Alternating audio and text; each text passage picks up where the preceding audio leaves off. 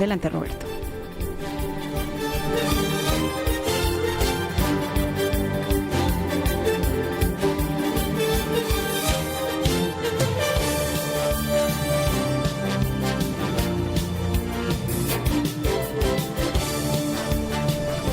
Muy amable, estamos en la Asamblea Legislativa Plurinacional con más repercusiones sobre esta situación. ¿Qué va a suceder? ¿Receso impuesto?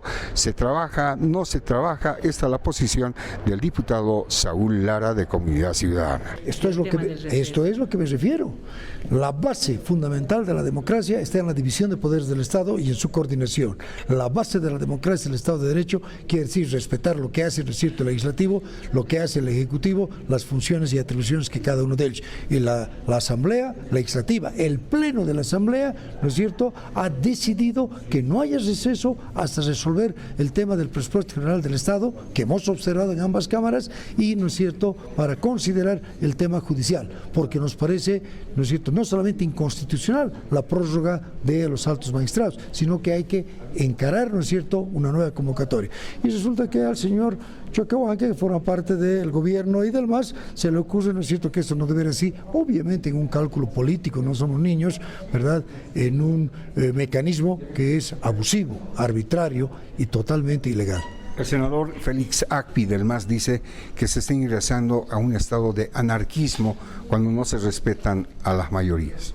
Bueno, la anarquía tiene otro concepto y otra magnitud. Lo que aquí está vulnerando es el Estado de Derecho y la democracia, y se está lastimando las atribuciones y competencias de la Asamblea Legislativa. Ahora, hay asambleístas que justifican el receso, sin embargo, observan el tema de la comisión que debería trabajar en el receso, que no se ha conformado. No tengo ninguna duda que los asambleístas que están, ¿no es cierto?, respaldando este receso son los del gobierno. Son los oficialistas, porque forma parte de una tramoya orquestada por el Ejecutivo, por, ¿no es cierto?, el gobierno, a objeto de que debe haber una prórroga y que los magistrados que cesen en sus funciones el 31 deben prorrogarse. Este es el tema de fondo, es el tema político, y lamentablemente para ello se tienen que pisotear las atribuciones de la Asamblea, ¿no es cierto?, lo hacen como está ocurriendo en este caso. Obviamente vamos a reaccionar, ¿no es cierto?, en el contexto de la democracia y lo que la ley nos permite. Muy amable, el diputado Saúl Lara de Comunidad Ciudadana sobre la situación que afronta la Asamblea Legislativa tras el receso impuesto por el vicepresidente del Estado y presidente nato de la Asamblea Legislativa Plurinacional, David Choquehuanca. Para FM La Paz ha reportado Roberto Mendoza. Vuelvo a Estudio Central.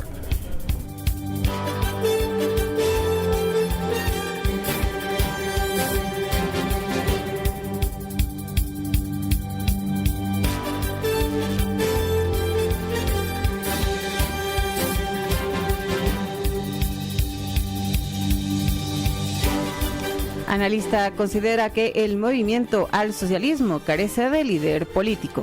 Haciendo una lectura de lo que sucede internamente en el movimiento al socialismo, con la división clara reflejada entre vistas y arcistas, el analista Franklin Pareja asegura que Evo Morales ha dejado de ser líder del MAS y Arce no ha podido capitalizar esa fuerza política. Hoy por hoy ya no tienen ninguna disputa en el plano de defender la revolución democrática y cultural, y segundo, Evo Morales dejó de ser el líder indiscutible dentro del MAS.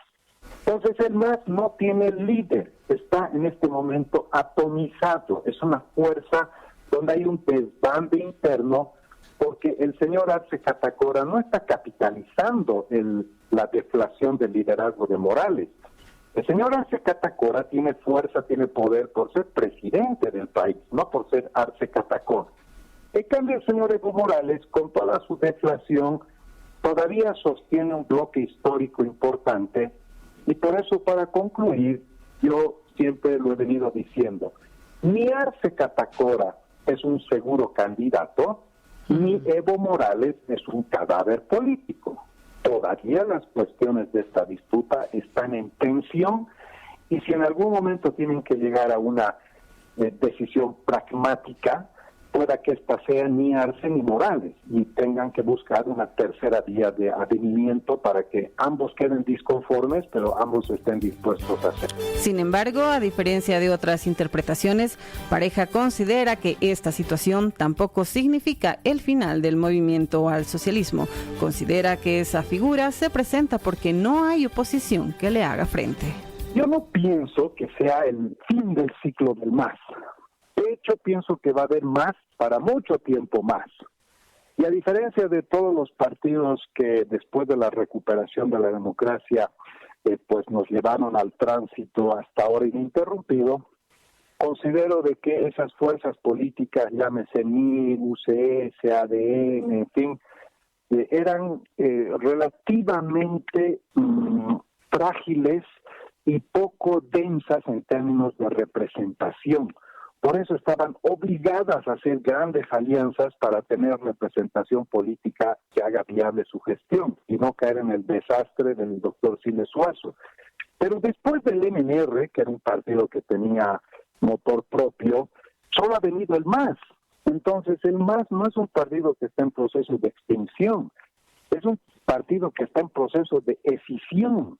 Y claro, las escisiones o las fracturas debilitan porque ya no tienes la misma densidad en términos de representación nacional. Pero así y todo, el MAS todavía puede ganar elecciones, inclusive yendo dividido. No porque sea el MAS propiamente, sino porque del otro lado tampoco hacen los deberes.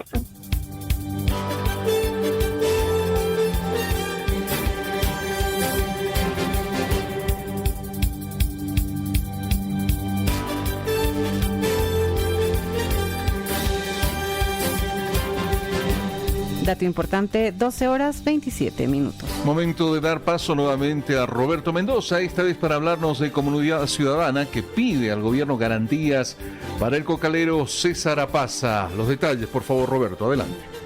Muy amable, en Enlace Informativo estamos con el jefe de bancada de Comunidad Ciudadana, Enrique Urquidi, sobre el caso del cocalero César Apaza. ¿Debería ser liberado o no? ¿Cuál es la lectura que tiene el asambleísta?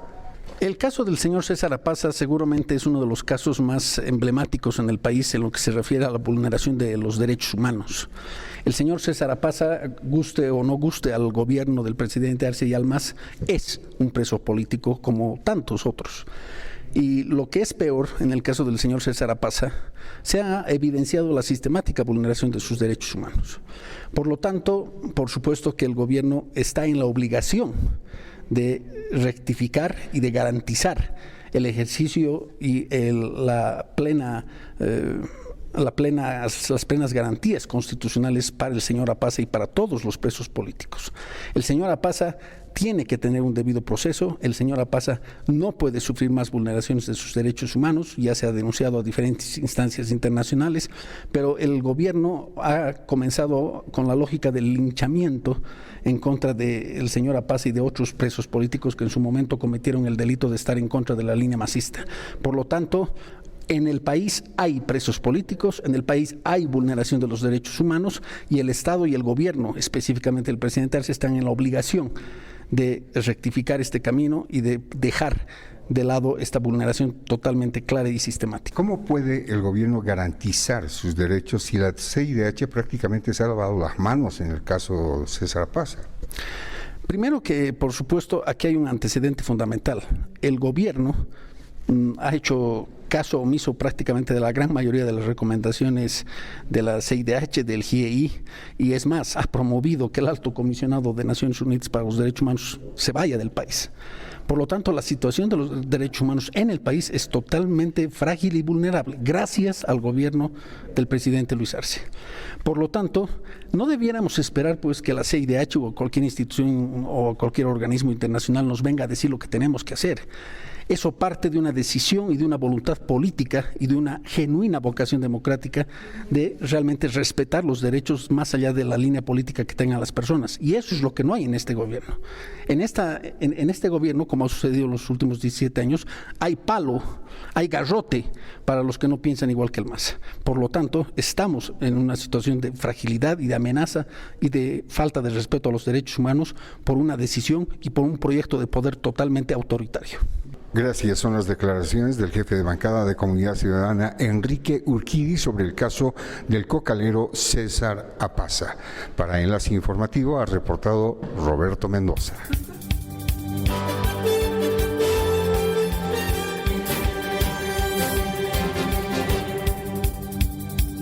En todo el país, 12 del mediodía, 31 minutos.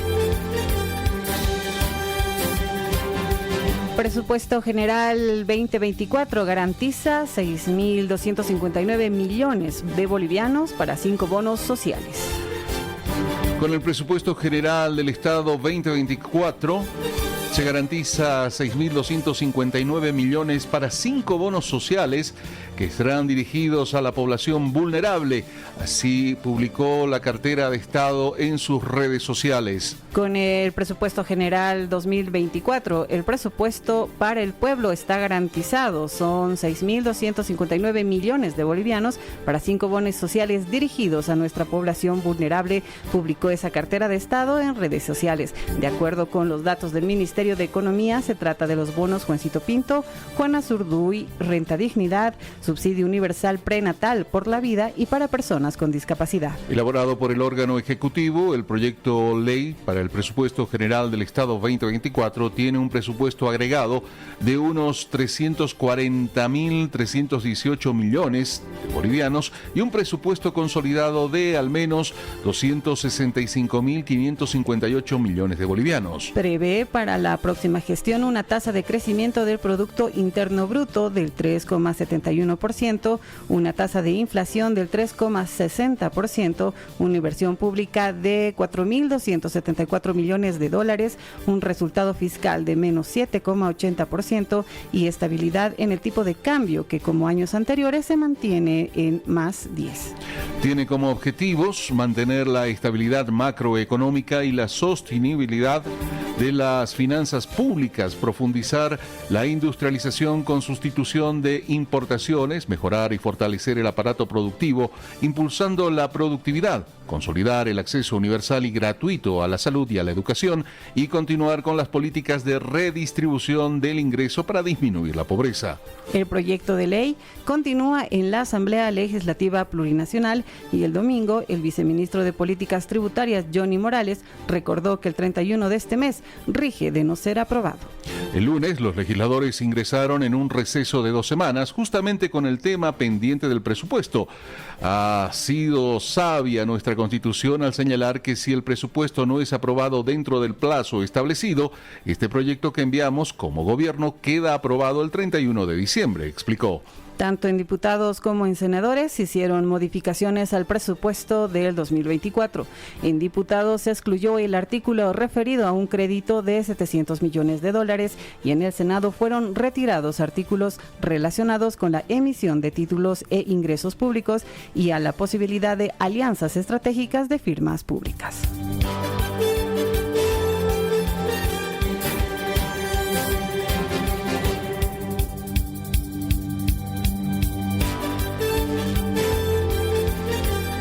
De esta manera